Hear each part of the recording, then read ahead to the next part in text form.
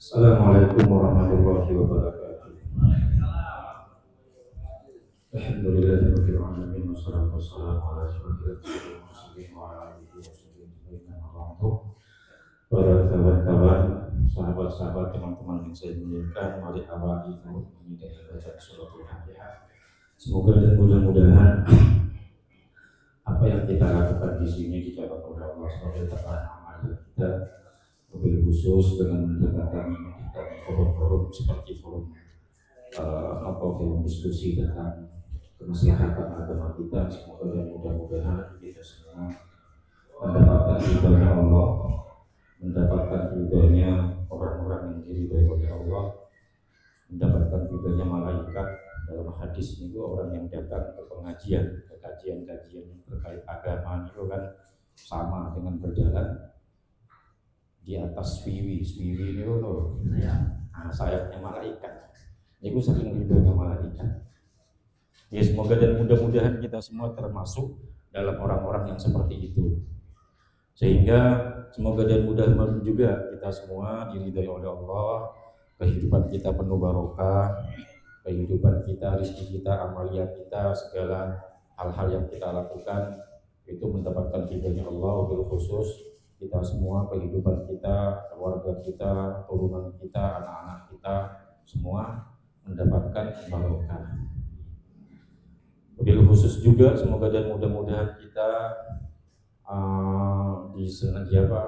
ditakdirkan oleh Allah, dianggap oleh Allah sebagai ahli ilmi, orang yang senang ilmu agama dan ilmu-ilmu Allah yang lain, dan sehingga nantinya dibangkitkan sebagai ahli ilmi bersama ahli ilmi, dapat ridhonya Allah sebagai ahli ilmi, minimal nyantol ke ahli ilmi. Lek urwat ini kan iso nyantol kepada ahli ilmi, itu yang terpenting seperti ini. Ya, monggo. Al-Fatihah lillahi illa li mahabbati Rasulillah hatta Mustafa Muhammad sallallahu alaihi wasallam thumma ila jamil ikhwani min al-anbiya wal mursalin wa alihi wa sahbihi wa tabi'in jami'in wa jami'in tabi'in wa tabi'in lam yusami ila yaumil din. Thumma ila bina Adam wa min Hawa wa ma nasala bainahum. Thumma ila jamil rijalil ghaib. Thumma ila jamil malaikatil muqarrabin arqabatul qarrabin malaikatis sama wal ardi bariyah masyariqil muqarrabin.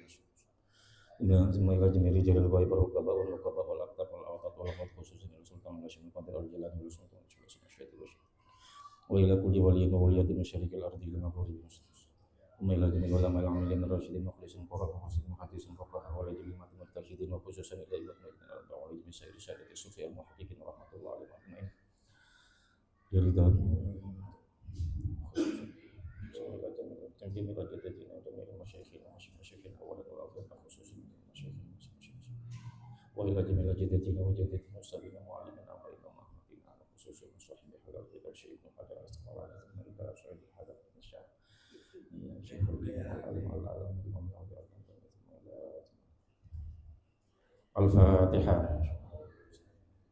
Alhamdulillahirabbil alamin arrahmanir rahim maliki yaumiddin iyyaka na'budu wa iyyaka nasta'in Shiratal ladzina an'amta 'alaihim ghairil maghdubi 'alaihim waladdallin.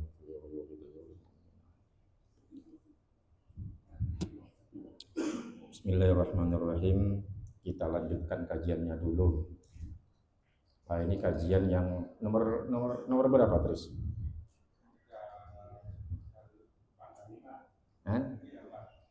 Nah ya, kalau dipotong nanti mulai dari situ kajiannya.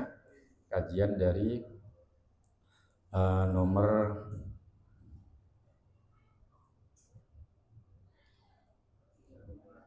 nomor 30 35. Saya baca dulu. Bismillahirrahmanirrahim. Wal maqalatul khamisatul 20 wasalasun. Maqalah yang nomor 35. An Hamid Al-Lakkaf rahmatullah annahu atahu rajulun faqala lahu ausini. Ini dari Hamid Al-Lakkaf, seorang alim, semoga beliau dirahmati oleh Allah. Suatu ketika beliau didatangi oleh seorang laki-laki. Faqala lahu, maka kemudian orang laki-laki tersebut berkata kepada Hamid Al-Lakkaf, Ausoni, berilah saya wasiat atau nasihati, saya kasih nasihat saya minta nasihat dan kasih nasihat bima yanfa'uni fiddin, dengan sesuatu yang bermanfaat di dalam agama. Ini juga mengajarkan kepada kita itu sowan ke yai, sowan ke orang-orang alim. Jangan kemudian minta doa toh, minta wasiat, minta nasihat. Karena nasihat itu yang terpenting di kita itu nasihat. Tapi yo bener katanya Cak Habib nih, kiai-kiai ulama-ulama kalau membacakan makalahnya hukama, kitab atau ngasih nasihat itu bukan nyindir. Bukan nyindir, tapi ngasih nasihat. Lah kula niki juga membacakan nasihat.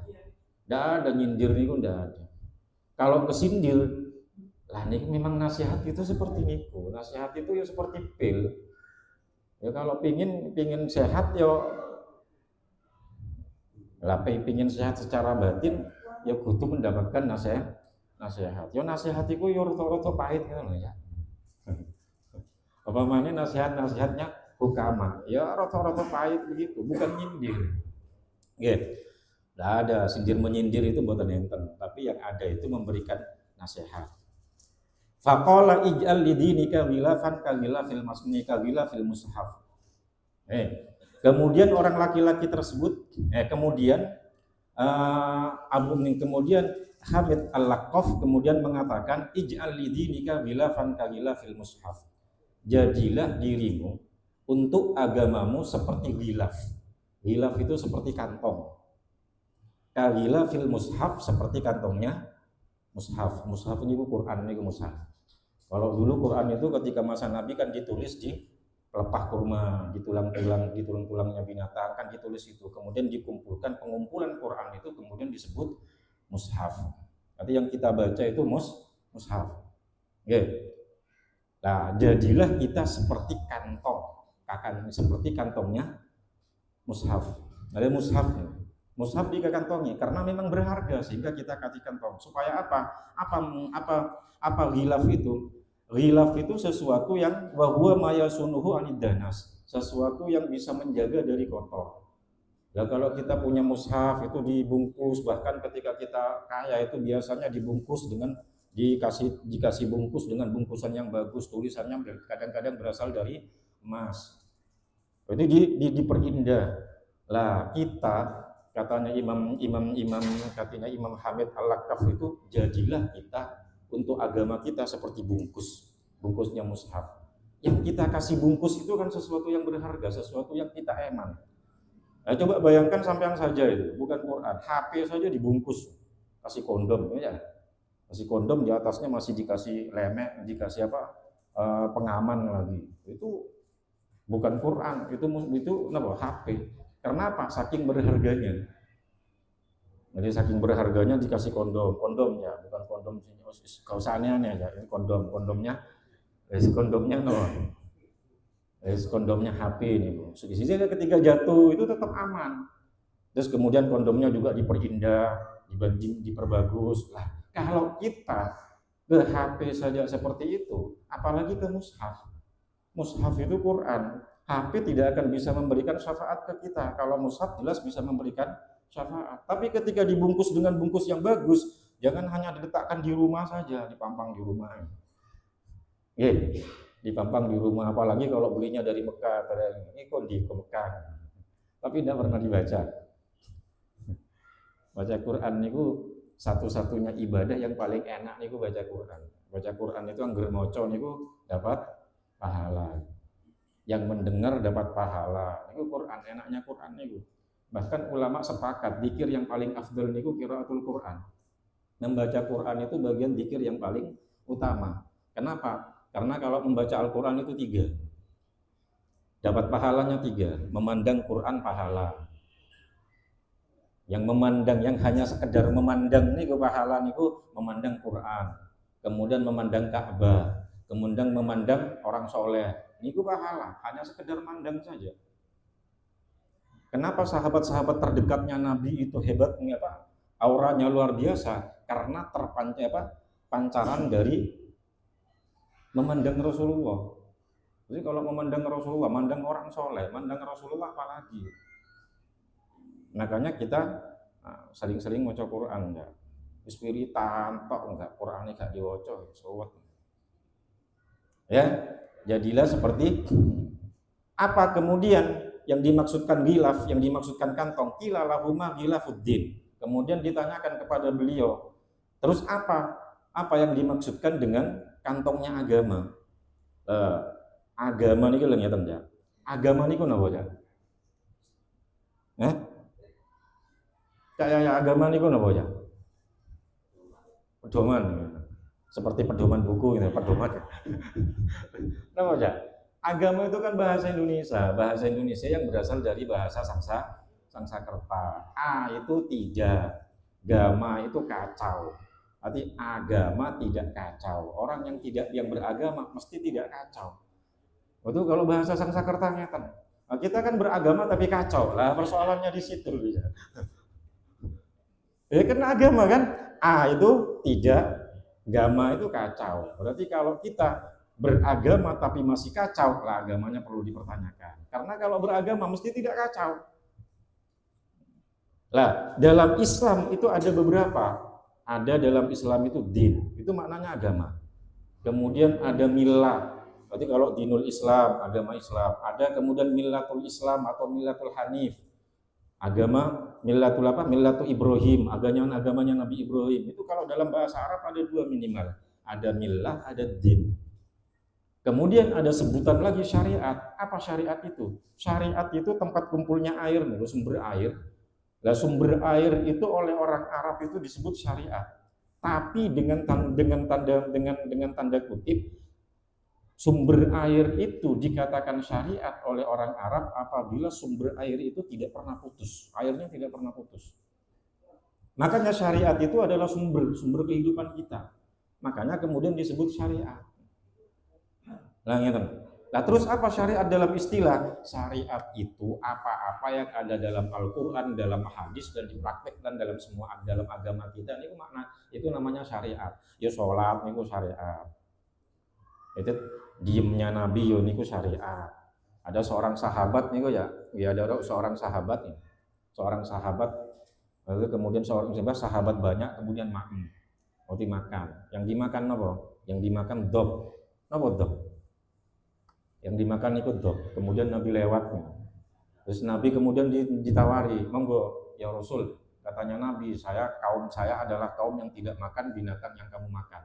Tapi Nabi tidak melarang. Kemudian ulama mengatakan, oh berarti itu adalah halal. Napa dok nih? Dok niku kadal gurun. Kadrun niku. Maknanya kadrun niku bukan yang kadrun yang tanda kutip, bukan. Kadrun itu kadal gurun. Lah kadang-kadang kita menerjemahkannya di sini nyambi. Sehingga banyak orang kemudian apa hukumnya nyambi halal? Boten. Dob dengan nyambi beda. Kalau nyambi makannya binatang. Kalau dob itu makannya dedaunan. Sehingga dob itu boleh. Kalau nyambi boleh ya? Lah ya makanya boleh. Enggak. Sampai bolak-balik makan nyambi sate nyambi, wah enak ya. Itu nyambi itu salah, bukan nyambi, tapi kadal gurun. Lah diamnya Nabi itu dianggap sebagai hukum. Itu yang dinamakan dengan syariat. Lah kemudian pertanyaannya, agama itu dalam Islam itu sebutannya din. Kita kan sering dengar dinul Islam, agama Islam. Nah terus apa maknanya agama? Maknanya din. Fasyari'atu min haitsu innaha tuta'u tusamma dinan. Syariat itu dari sisi dia wajib kita ikuti namanya agama, namanya din. Berarti kalau aturan-aturan yang di dalam Islam, di dalam Al-Qur'an, di dalam hadis kemudian menjadi bentuk aturan, itu namanya din. Makanya dinul Islam. Itu aturan itu, kalau aturan itu wajib kita ikuti, maka itu namanya dinul Islam, agama Islam. Tapi ini Imam Nawawi menerjemahkannya. Wa min haitsu innaha tujma'u tusamma millah. Kalau dari sisi sebagai kumpulan, dikumpulkan dalam sebuah aturan, itu namanya millah. Sehingga kita tahu kan, kalau din itu dari sisi dia harus diikuti, namanya agama, namanya din. Tapi dari sisi dia menjadi kumpulan, dikumpulkan menjadi bentuk aturan yang komplit, itu namanya millah. Wa min haitsu innaha yurja'u ilaiha tusamma madhaban. Dari sisi dia menjadi rujukan kita melaksanakan ibadah kita disebut madhab. Contoh, madhabnya orang NU, madhabnya orang Muhammadiyah. Apakah maknanya itu namanya madhab? Apakah kalau kita mengatakan di NU itu adalah agama, berarti yang di lain NU bukan agama? Boten. Agama itu sesuatu yang menjadi kumpulan komplit yang dijadikan rujukan oleh kita. Jadi rujukan oleh kita namanya madhab. Sehingga ada muncul namanya madhab Syafi'i, ada madhab Maliki. Ada orang yang sholatnya Allahu Akbar, madhabnya apa? Syafi'i. Agama. Ada yang begini Allahu Akbar, tidak sendekap. Itu madhab Maliki. Lah niku juga masuk agama. Kalau kita mengatakan agama yang benar seperti ini, harus Allahu Akbar. Lah yang begini berarti tidak benar, tidak masuk agama. Tetap yang jadi rujukan kepada kita namanya madhab. Kita merujuk seperti madhabnya Imam Syafi'i. Contoh, dalam subuh, Allahumma dini fiman hadayat kunut. Madhabnya Imam Syafi'i. Madhabnya yang lain, tidak pakai kunut. Apakah yang tidak pakai kunut salah? Masuk agama, tapi madhabnya yang berbeda. Namanya rujukan yang berbeda. Oh, bisa dipaham? Lain itu kalau syariah ada millah, ada din, ada madhab. Sehingga kita tidak menyalahkan orang ketika ketemu salaman dengan cewek tidak wudhu kemudian langsung Allahu Akbar salaman dengan istrinya, kemudian Allahu Akbar sholat, boleh? Ya monggo. Itu madhabnya namanya madhab apa? Madhabnya Imam Ahmad bin Hanbal. Kalau di Indonesia madhabnya Muhammadiyah. Kalau NU ketemu batal. Tapi ada NU yang kadang-kadang sudah batal. Lah itu NU-nya roto alim. Ada dua, roto alim, roto ngawur. Lah ya kan dua kan? Ya. Ada orang tidur. Saya itu pernah. Nah, ketika di Mekah, di Madinah itu, lah sholatnya pakai kunut. Tapi ketika tidur, habis tidur tanpa wudhu, kemudian imamnya qomat, kemudian imamnya takbir, melok takbir. Itu madhabi opo, nggak jelas. Tapi saya kemudian dalam hati saya, berarti orang alim nih. Karena paham, berarti kan paham orang alim berarti. Kalau sudah kunut, mestinya ketika tidur enak, sampai ngorok, batal perspektifnya Imam Syafi'i. Yang tidak batal dalam madhab Syafi'i itu kalau tidurnya duduk namanya mutamakin. Lah bokongnya lepas gitu. Itu kalau tidur, makanya ketika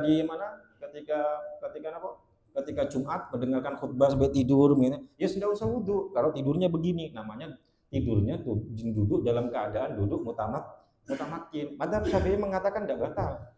Tapi kalau sudah terlentang kemudian sambil ngorok, batal. Kunutnya ikut Syafi'i, tidurnya ikut Hambali. Wah, ini wong alim berarti. Mereka alim berarti ngawur. Itu aja.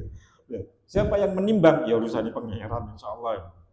Saya punya dalil sendiri ini. Dan itu namanya syariat. Lalu syariat bisa dilihat dari sisi apa? Niku khilaf. Lah, jawabannya qala lahu. Nah, tadi dikatakan nopo hilafnya, nopo kantongnya agama. Kemudian qala lahu, kemudian beliau menjawab tarkul kalam ila ma la budda minhu. Napa ya? Meninggalkan omong-omongan kecuali yang dibutuhkan. Mas, repot nih kok ya. Nanti wis ojo kacan, enggak kacan cangkem. Bahasa Jaya kacan ngomong kecuali yang dibutuhkan. Maksudnya yang dibutuhkan nopo? Maksudnya nopo? Wa huwa ma la yasulul maksud min umurid dunya illa bihi. Lah, berarti omong-omongan dua. Ada yang persoalannya agama, ada yang persoalannya dunia. Kalau persoalannya agama tidak masuk hitungan ini. Ngomong tentang agama monggo, kecuali tidak usah berdebat paling bener dewe, wis gak usah ngeten. Nggih, mungkin ada. Nah ini Cak Tembel, kan Cak Tembel. Oh innalillahi wa inna ilaihi raji'un. Ada yang begitu. Ada yang modelnya seperti kancani Cak Tembel niku kan. Kati sholat, kati poso, kati ini karena kenal pangeran wis langsung mlebu surga. Wis siji itu. Kenal orang pusat, enggak masalah, itu urusannya dia. Pusati sopo apa alam bisawab. Iku. Itu omong-omongan yang akhirat. Omongan yang akhirat itu seperti kajian-kajian seperti ini. Itu sudah pasti pentingnya. Wis penting, apanya yang tidak penting. Ini tidak masuk dalam bagian ini. Tidak masuk dalam bagian meninggalkan kalam. Apa yang dimaksudkan meninggalkan kalam, meninggalkan omongan, kecuali yang penting urusan dunia yang kita tidak bisa dapat kecuali kita omongkan.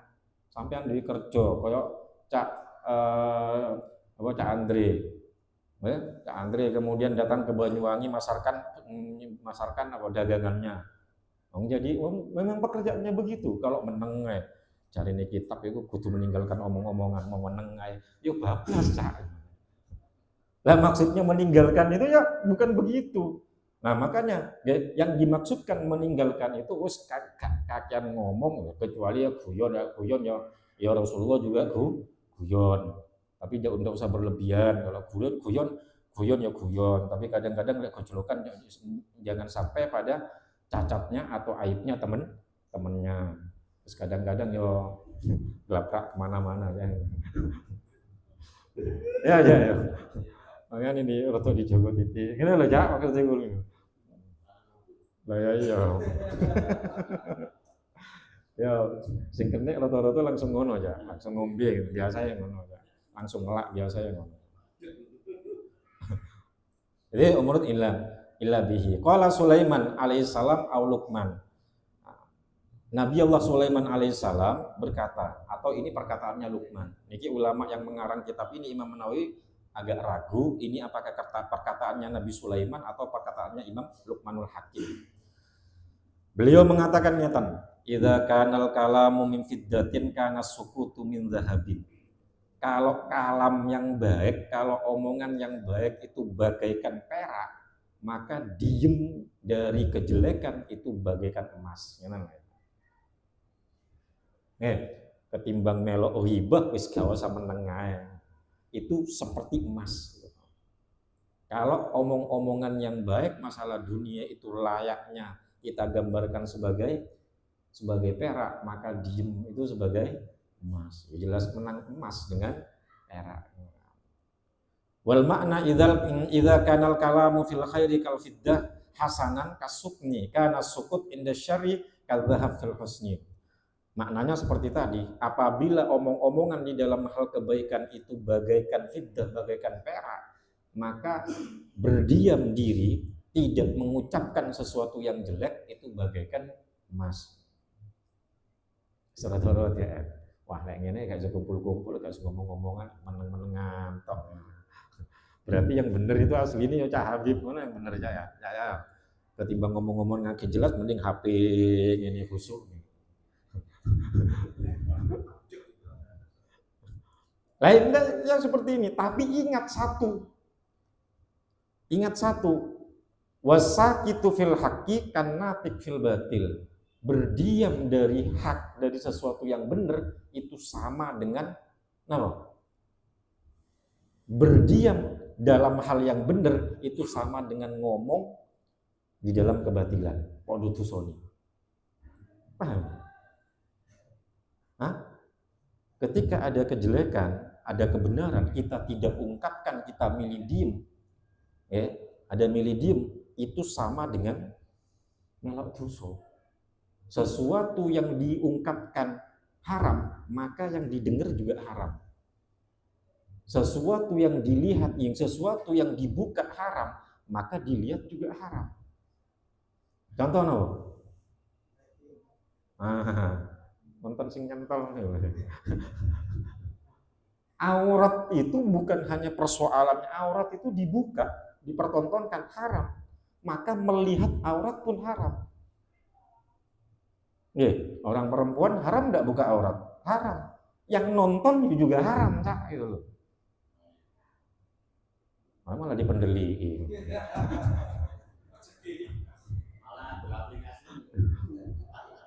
Sesuatu yang diomongkan haram, maka didengar juga haram. Ghibah, menceritakan aibnya orang, haram betul? Haram. Dengerin, haram juga. Makanya ketika ada orang ghibah, maka seperti tadi, ketika diem untuk negur orang yang ghibah, itu sama dengan berkata yang jelek. Jadi diem dalam hal kebaikan sama halnya dengan ngomong tentang kejahatan. Udeng ya. Rot nih tadi Islam ya. Rot ya. Yang boten cuma ya kita belajar, intinya kita belajar sama-sama belajar piye carane enake. Wayahe ngomong-ngomong guyon itu mboten napa-napa. Nabi ya kadang-kadang guyon. Sahabat ya kadang-kadang guyon. Yang namanya guyon ya biasa. Cuma guyonnya Nabi, katanya Nabi ya saya guyon, tapi yo enggak pernah bohong.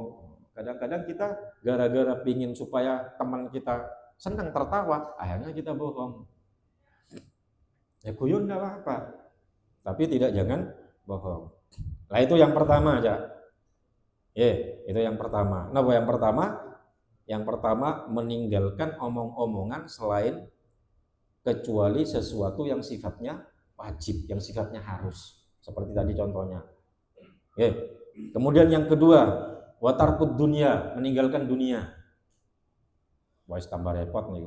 Minal amtiati, ya barang-barang dunia. Minal amtiati itu bondo, nopo, mobil, apa-apa ya. Kalau usah di mobil berarti ya ngeten ya. Illa ma la budda minhu, kecuali yang memang seharusnya kita punya atau sesuatu yang kita butuhkan. Ini wajib, sesuatu yang wajib kita butuhkan. Lah kalau kita butuh mangan mboten? Butuh. Nah, terus kalau butuh mangan, butuh duit untuk beli beras, ya butuh. Dari mana kita dapat uang beli beras kalau kita tidak kerja? Ngemis nggak boleh dalam Islam. Gampang kan ya? Kerja. Kalau sudah punya apa yang kita ada, ya sudah kita ridho dengan itu yang kemarin itu. Sugi alhamdulillah, miskin alhamdulillah, sama-sama dari Allah. Tapi miskin pingin sugi tapi yo meneng-menengan, kemudian mikir, wati carane sugi, delok TV wong sugi kabeh, golek kanca wis kabeh. Kemudian mikir piye carane sugi. Tapi gak tahu kerja. Ya antik nih gue ya. Yang ingin sugi boleh. Karena seperti kata-kata kemarin nih, agama itu butuh modal ya. Surga itu butuh modal. Sampai kalau mau sedekah, ambil dari mana kalau enggak punya duit? Sedekah pahala mboten? Pahala. Makanya ada orang yang mengatakan dalam beragama itu butuh modal. Semua ibadah dalam agama itu penting, perlu modal. Baca syahadat tok enggak perlu modal. Baca syahadat asyhadu an la ilaha illallah wa asyhadu anna muhammadar rasulullah, apa modalnya? Enggak ada. Ya baca syahadat. Salat butuh modal enggak? Butuh. Napa modalnya? Di sarung, kan di sarung piye? Bukan sarung saja, tapi yang menutupi aurat. Boleh enggak tidak sarungan? Boleh ya. Salat tidak sarungan boleh ya. Yang tidak boleh ya salat sarungan, itu tidak boleh. Ya Jawa. Yang salat Allahu Akbar terus sarungnya dipasang ini tidak boleh. Salat itu nutup aurat. Makanya boleh tidak salat pakai celana? Boleh, siapa yang tidak boleh? Yang tidak bolehin. Yang diwajibkan nutup aurat. Auratnya laki-laki mana aja? Baina surah warukbah, dari udel sampai dengkul itu auratnya. Kemudian sampean sholat pakai sarung sak menit tok, dari sini kemudian dari kedengkul gini, sah mboten? Sah. Tapi ya coba besok sholat di masjid koyo ngono. Insya Allah kan canis ngomong wis pirang dino wong iki. Artinya di atas hukum ada akhlak. Kan pernah ada cerita sahabat, entah sahabat Zubair atau sahabat Sabah gitu. Itu ketika sudah masa Nabi selesai, kemudian masa sahabat sudah muncul masa tabi'in. Dalam masa tabi'in itu kan Islam sudah kuat, ekonominya Islam sudah kuat. Akhirnya ketika itu sholatnya enak, sholatnya pakai jubah, pakai begini, pakai sorban sunah-sunahnya Nabi. Kemudian ada satu sahabat ketika sholat gitu, bajunya dilepas, kemudian sarungan tok, dan sarungannya dicincing. Tahu sarungan kayak anak kecil dulu, yang sarungnya dipasang dari sini, kemudian Allahu Akbar. Ada kejadian seperti itu. Akhirnya para tabiin waktu itu, yang alim-alim tabiin itu sampai grundel. Lah iki jari ini sahabat Nabi tapi modelnya koyo ngene lho. Salat iki ditalini ngene tok. Akhirnya ketika mendengar itu beliau ngamuk. Awakmu gak ngerti Rasulullah biyen kayak apa, sahabat kayak apa. Kain itu hanya punya satu. Iya, kamu saiki Islam iku wis enak. Klambi ono akeh, sarung ono akeh biyen masa Nabi. Artinya apa? Sahabat itu kemudian bilang, awakmu itu ketika berislam jangan disandarkan pada kemampuannya, sandarkan orang lain. Harus sopan, harus begini. Iya yang punya, yang enggak punya. Kenyatan. Itu maksudnya. Bahkan dalam satu riwayat, Sayyidina Hamzah itu ketika meninggal, itu ketika dikain kafani, itu ketika ditarik ke atas, di bawah ketok, kakinya ketok. Saking enggak cukupnya. Ketika kakinya ditarik, yang atas kelihatan. Akhirnya yang di bawah, di atasnya ditutup, yang di bawah ditutup dengan dengan rumput-rumput kering. Itu masa Nabi. Makanya berislam itu jangan sok-sokan. Kalau di sini kita enak, wah begini-gini, daki-daki uang. Islam yang minoritas loh. Islam yang miskin-miskin minoritas loh. Terus kudu ngono Islam itu kudu berakhlak, kudu ngene, kudu indah, kudu iya ya sampean yang punya, yang enggak punya. Nah, sampeannya punya duit. Nah, itu maksudnya guys ngeten ya. Islam itu sederhana semampu kita. Waya salat ya ngono ya begitu. Wis gak usah kakean kritik. Ya sopannya begitu, kemampuannya begitu. Iya. Itu takut dunia itu maksudnya meninggalkan dunia yang berlebihan, yang tidak berlebihan ya enggak. Makanya sampean jangan suudon, ono yai punya mobil banyak. Lah iya, karena supaya tidak melihat maksiat. Ya husnudzon mawon. Tapi mobil kondang-kondang, lah sampean mobil mewah-mewah, dan sampean itu ndeloki iri atau kritik atau boleh beda. Ya sudah biarkan saja gitu. Terus tidak ada urusan. Yeah. Itu maksudnya dunia. Kalau itu memang kebutuhan ya, tapi ya nyeten ya. Kadang-kadang ya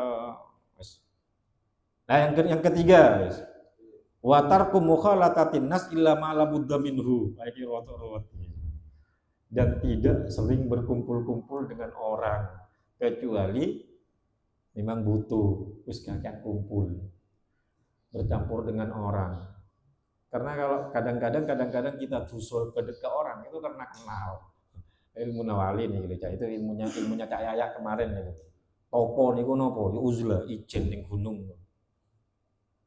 Uzlah, zuhud, meninggalkan dunia. Makanya ulama di sini watar kumukhalatatin nas, terus kakian kumpul dengan orang.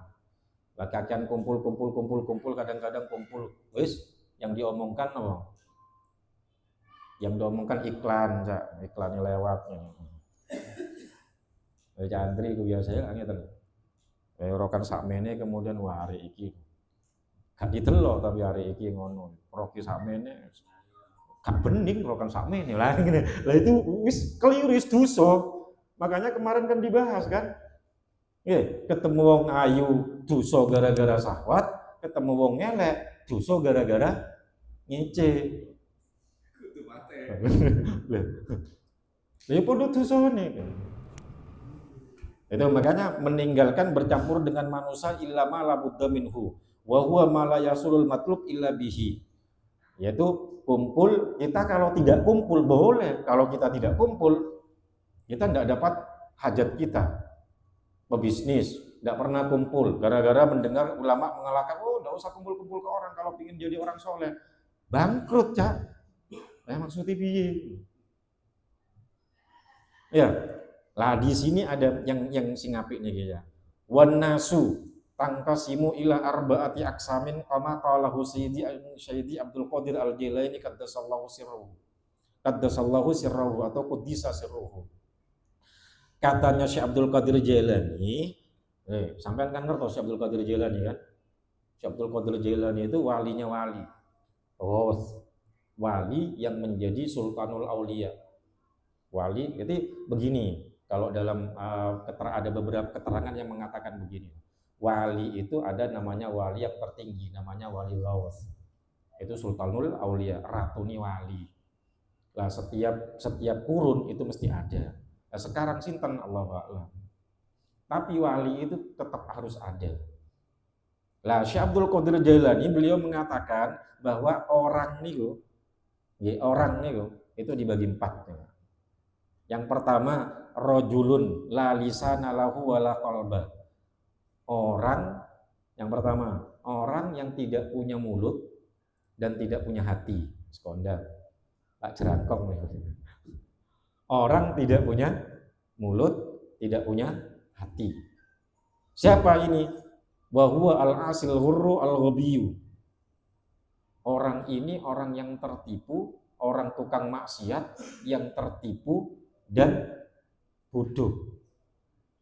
Sehingga maksudnya la lisana lahu wala qalba, napa? Orang yang tidak punya lisan. Maksudnya lisannya ketika ngomong mesti dosa tok. Ngomong ini dosa, yang keluar dari lisannya lek dunyo ya dosa. Itu ndak punya lisan. Ada orang yang lisannya itu ketika ngomong nyelekit, ngomong titik nyelekit, mesti ada orang tersinggung. Itu orang yang tidak punya lisan. Lisannya tidak pernah terjaga, lisannya tidak ada kebaikannya. Mesti ketika keluar niku mesti dosa. Niku la lisana lahu, orang yang tidak punya lisan. Wala qalba, dan orang tidak punya hati. Hati niku isini welek terus. Delok wong di mobil kepingin, delok bojone kancane ayu kepingin. Wes pokoknya hati ini rusak-rusak. Isini suudon tok, isini iri dengki tok. Hati ini sholat ya gak sholat, hati ini sholat mesti ria. Orang yang tidak punya hati, tidak punya lisan, maksudnya orang yang lisannya itu tidak pernah muncul kebaikan. Orang yang tidak punya hati, maksudnya hati ini namanya bosok gitu ya. Hati ini bosok. Lah orang yang seperti ini katanya beliau fahdar antakuna minhum, hati-hati jangan kita semua termasuk bagian dari orang itu, menjadi orang yang tidak punya mulut, tidak punya hati. Lek ngomong dosa tok, salah tok. Lek ngomong masalah kancane mesti kancane loro hati. Is omongane gak enak. Sampean ndak usah jadi orang seperti itu, wala takum fihim, lan gak usah kumpul lembi wong ngono. Wis loro hati tok lah ngapain kumpul? Kumpul loro hati, wis tinggal mah. Sampean go ngomong sepeda motor titik diomongi di alam tapi aslinya yo iri dengki, lah repot. Jadi jangan sampai kita berkumpul dengan jadi orang yang seperti ini, dan jangan sampai kita kumpul dengan orang ini. Itu yang pertama. Kenapa? Fa innahum ahlul adzab. Orang ini ahli disiksa. Mesti disiksa oleh pangeran. Wis bosok ya. Wis cangkeme bosok, atine bosok, wis gak usah kumpul. Sopo? Allahu a'lam. Ono ya? Wake. Sopo? Ya Allahu a'lam. Lah maksud saya yang seperti ini jangan digunakan untuk nilai orang. Oh berarti iku, oh jangan, nilai diri sendiri supaya kita tidak jadi orang seperti orang tersebut. Lo malah nanti lah, nih kitab itu ada orang yang tidak punya lisan, tidak punya hati. Wah itu contohnya lah. Jangan dijadikan dasar untuk nilai orang, botan itu untuk menilai diri sendiri. Wah mesti besok kemudian nih gitu. Iki lho, Pak, napa? Iki sing cangkeme bosok, atine bosok lah repot. Yang kedua, warajunun lahu lisanun bila qalbin fayantiqu bil hikmati wala ya'malu biha yad'un nas ila Allah taala wa huwa yafirru minhu. Ada orang yang punya lisan bila qalbin tapi tanpa hati. Maksudnya napa? Fayantiqu nabil hikmah, orang itu ngomong dengan omongan sing enak-enak.